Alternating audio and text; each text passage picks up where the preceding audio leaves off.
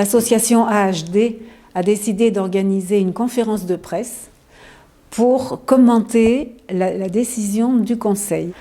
Alors, nous considérons que la décision du Conseil constitutionnel est quand même positive et va dans notre sens parce qu'elle protège le droit de propriété.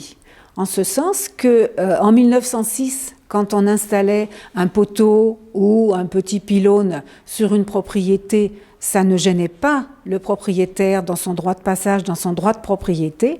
Un pylône à l'heure actuelle sur une ligne de 225 000 volts a une emprise au sol tellement importante que le propriétaire peut se sentir lésé.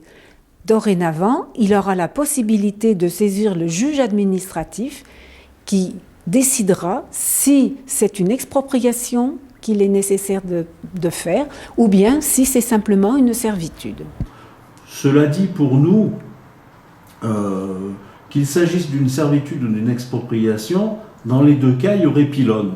Donc ce n'est pas vraiment notre combat. Notre combat, c'est de dire, nous, on souhaite l'enfouissement de ces lignes pour respecter l'attractivité de notre département, qui est un département touristique et que nous voulons protéger à tout prix, parce qu'on vit du tourisme quand même. 80% de notre économie, c'est du tourisme. Et vous êtes confiant sur votre combat sur le long terme? Alors, sur le long terme, on a actuellement 4 recours qui sont, qui sont traités au niveau du Conseil d'État.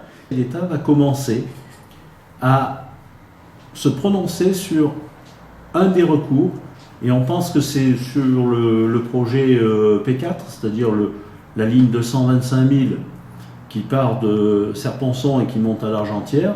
C'est sur ce premier dossier qu'il devrait se prononcer.